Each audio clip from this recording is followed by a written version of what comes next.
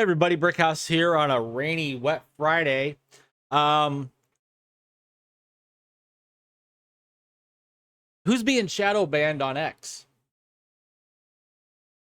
The reason why I ask is the fact that Linda Yaccarino, CEO of X, Twitter, whatever you want to call it, has come out in a recent interview with CNBC, and I'm going to say bragging about de-amplifying lawful but awful posts to attract advertisers. Long story short, what that means, the shadow bans are back. Yes, that's right. They're back. Ex-CEO brags about de-amplifying lawful but awful posts to attract advertisers, says X, Twitter, whatever, is much healthier and safer now.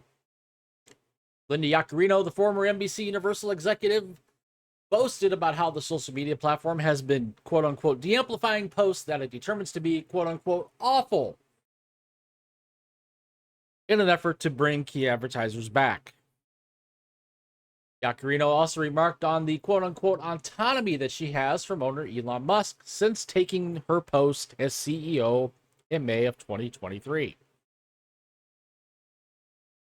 She recently did an interview with CNBC's Squawk on the Street, during which she commented on the platform policies that are part of a wider effort to make Twitter or X more profitable. This included rebuilding its ad revenue for major advertisers such as Coca-Cola and Visa, both who have returned to the platform. As recently as this past June, Twitter's ad revenues were down a reported 59%. To combat this, Yaccarino said that the company's policy has been, quote, freedom of speech, not reach, unquote. With this policy, content that is deemed inappropriate or, quote, lawful but awful gets labeled and subsequently censored, but not completely. CEO appeared to imply that advertising would not appear next to such seemingly offensive content you get de-amplified, which means it cannot be shared and it is certainly demonetized. So they are protected from the risk of being next to that content. Here we go again. Kowtowing to the advertisers. Critics have argued for years that social media companies have secretly labeled and downranked content that they disapprove of, which prompted strong backlash and accusations of shadow bans. Libs of TikTok is one, was shadow banned due to sharing photos from pride parades that included, nudity. Elon has since taken some corrective action to label the post as not safe for work rather than the whole account.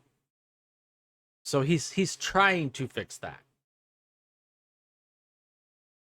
Yaccarino also noted that the site is much healthier and safer platform than it was a year ago. Well, Yaccarino mentioned during the interview that she and Musk have very clear roles at the company, with the owner focused on product design and new technology, while she covers basically everything else. I have a great partner in Elon. It's been 8 incredibly supportive weeks, she said. The new CEO said that X is close to breaking even and thinks a potential cage match between Musk and Mark Zuckerberg, the CEO of Meta, would be a great brand sponsorship opportunity. Now, part of what Yaccarino is doing is she is bringing back something that Elon thought was horrible and disbanded, and that is an advertising council within X. And let me find it here. Here it is.